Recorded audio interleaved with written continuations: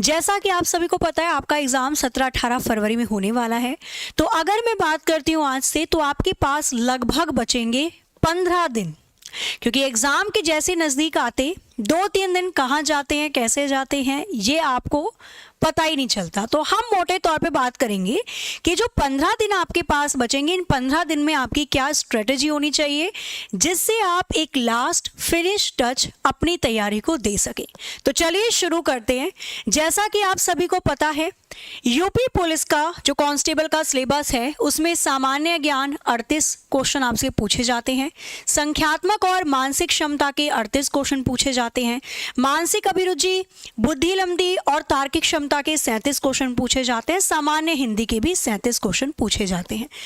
कुल मिलाकर अगर मैं बात करती हूं तो टोटल प्रत्येक प्रश्न के लिए 2 अंक आपको दिए जाते हैं।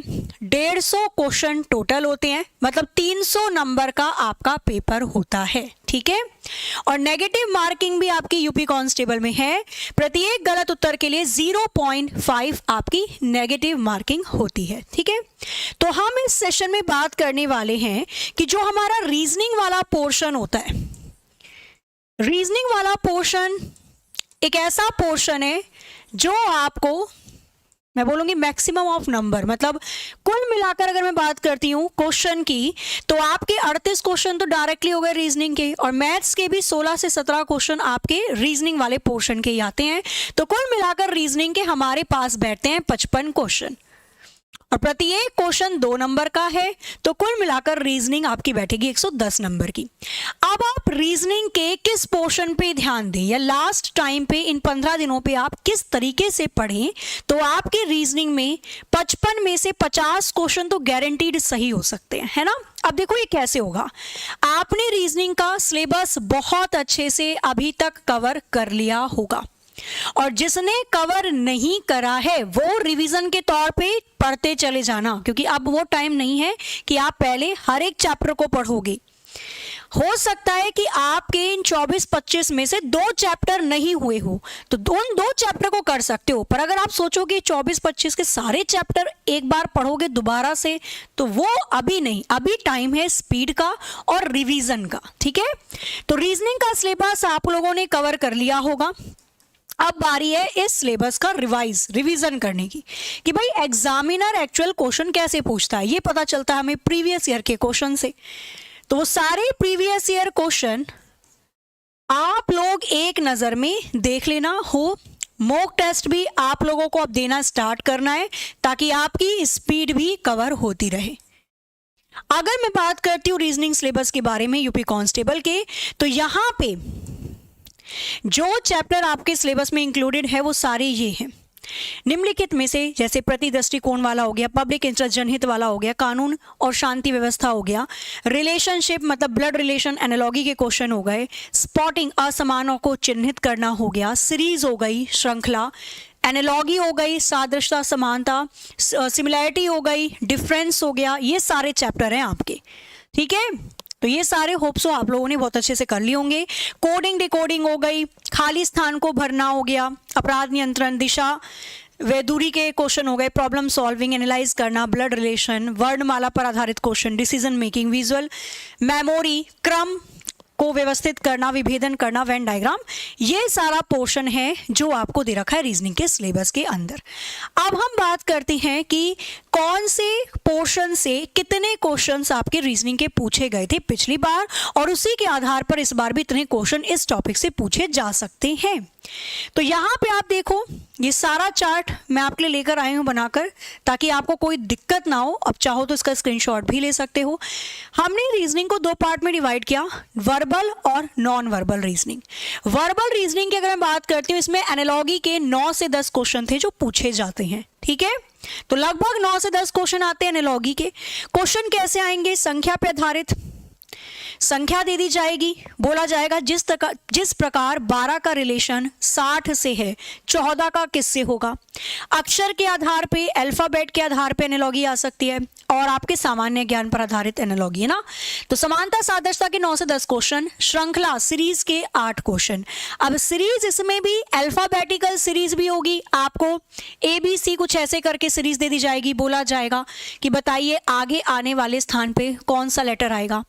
नंबर सीरीज होती है, संख्या की भी श्रृंखला दी जाती है आपको, साथ में अल्फाबेट हो गई श्रृंखला, नंबर वाली श्रृंखला की सीरीज हो गई, साथ ही में मिसिंग लेटर वाली सीरीज भी होती है। आपने ऐसे क्वेश्चन देखे होंगे NO-M -OPM NOP-।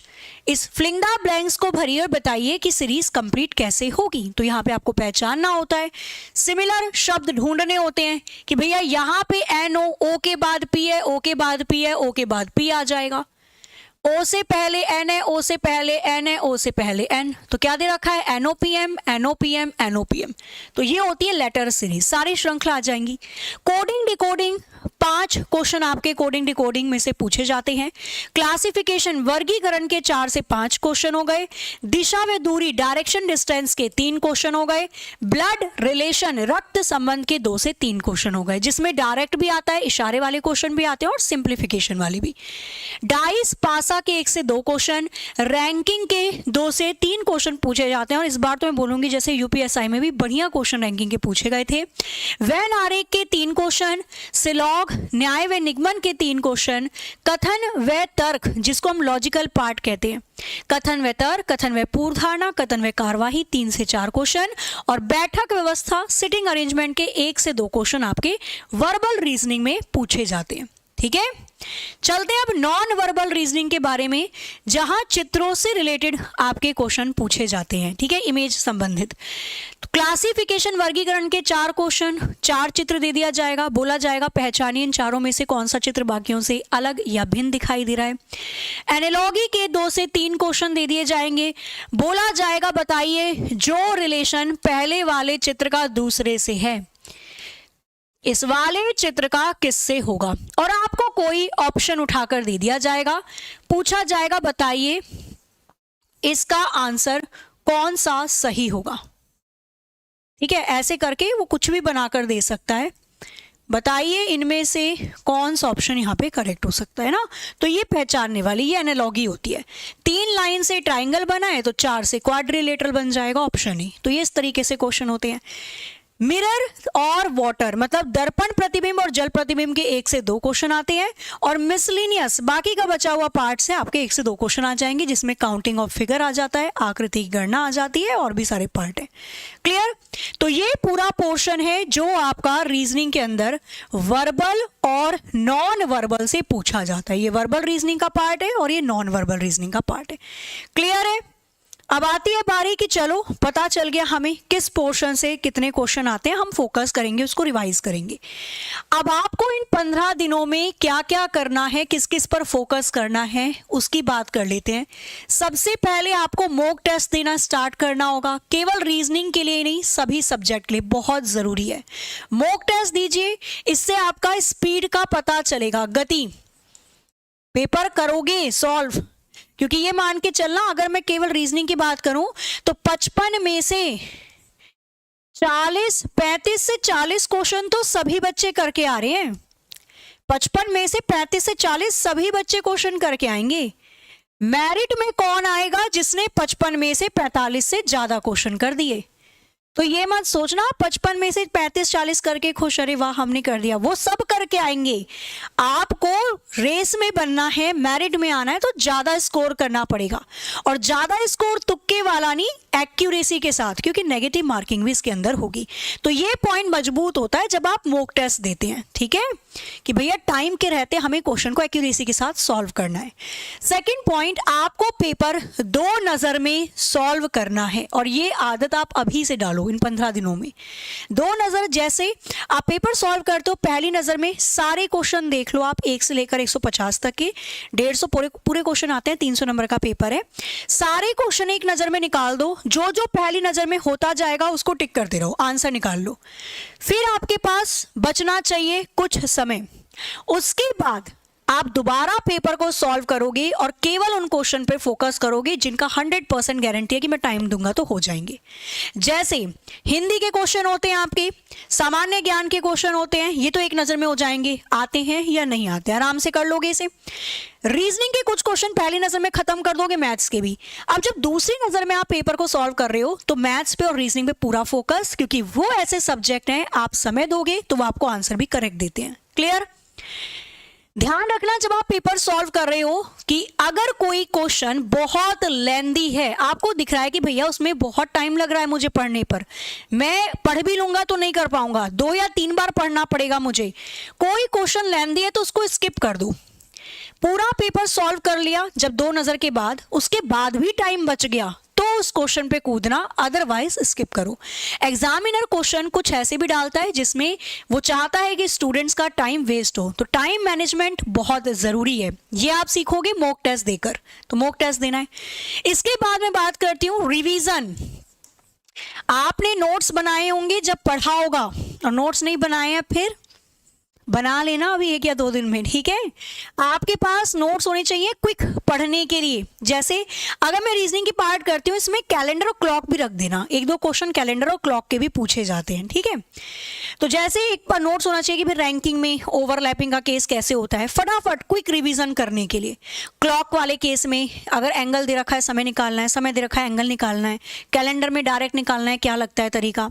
तो कुछ कुछ पोर्शन होते हैं छोटे मोटे, वो देखने के लिए आपके पास नोट्स होने चाहिए। तो आप रिवाइज करो, आपको रिवीजन करना है, ठीक है भाई। जो भी चैप्टर आपका मजबूत है उसको भी पढ़ोगे, और जो आपका मतलब नहीं आपने पढ़ा है उसको भी थोड़ा सा रिवाइज करने की कोशिश करना। तो रिवीजन बहुत इंपॉर्टेंट है।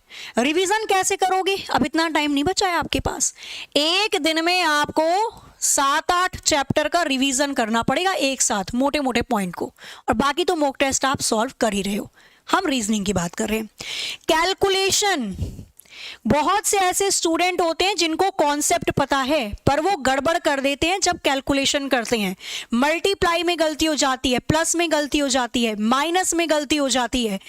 कैलकुलेशन अपनी मजबूत कर लीजिएगा, बहुत बहुत ज़्यादा ज़रूरी है, बहुत ज़रूरी है। आपने पेपर सॉल्व कर दिया, कैलकुलेशन 1-2 डिजिट से ख़त्म हो गया मामला, तो ये कैलकुलेशन आपको बहुत मजबूत कर लेनी है, ठीक है। इसके लिए क्या करोगे, रैंडमली किसी भी नंबर की मल्टीप्लाई, स्क्वायर, क्यूब, ये सब चीज़ अपने माइंड में कैलकुलेट करते रहना है, क्योंकि पूरा खेल मैथ्स में और रीजनिंग में कैलकुलेशन का है। ये गड़बड़ नहीं होनी चाहिए।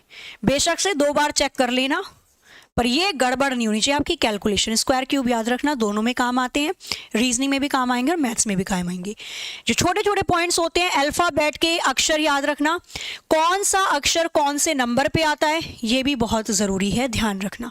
तो कुछ छोटे मोटे पॉइंट है जिनको आप ध्यान रखोगे तो पेपर ईजिली आप 55 में से ज़्यादा नहीं तो 50 क्वेश्चन तक तो पहुँच ही जाओगे, ठीक है।